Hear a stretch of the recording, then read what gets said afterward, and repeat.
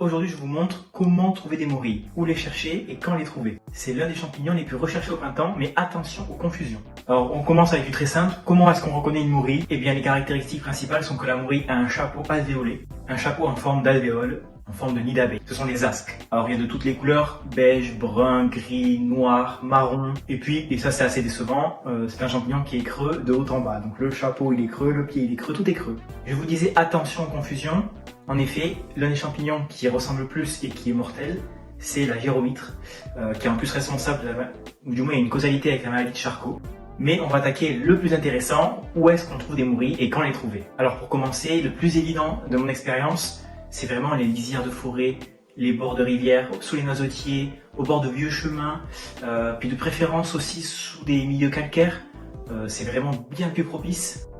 Puis il faut savoir aussi que la morille a une caractéristique particulière, elle aime les milieux donc ravagés, comme les bords de rivière donc, les chemins, donc là où ça a été labouré, piétiné un peu, mais elle aime aussi des endroits qui ont été brûlés. En fait, les records de ramassage de morilles ont été faits là où il y avait des forêts qui avaient été calcinées, notamment au Canada, quand il y avait des méga incendies sous les pins.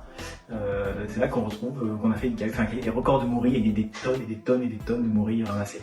Et un indice intéressant aussi, c'est la présence d'ail des ours. L'ail des ours, qui donc on retrouve souvent soit dans les bords de rivières. Là, c'est un des indices les plus intéressants parce que c'est le même biotope en fait que les morilles. Quelle est la période de ramassage des morilles? Eh bien, en France, on se situe en général voilà, de fin février, début mars jusqu'à mai. Ça peut arriver à juin. Mais c'est voilà, les meilleurs mois, c'est mars, avril.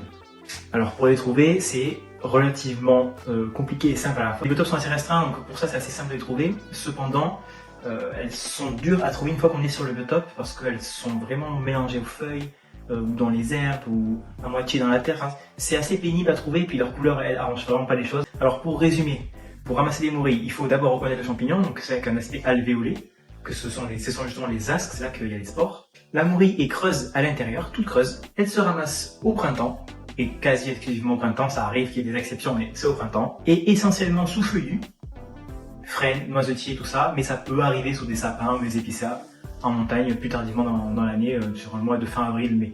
Voilà, je vous remercie d'avoir regardé la vidéo jusqu'à la fin. J'espère que vous allez trouver des morilles cette année ou les années qui suivent. Mais cette vidéo devrait pouvoir vous aider normalement. Et je vous dis à très bientôt. Au revoir.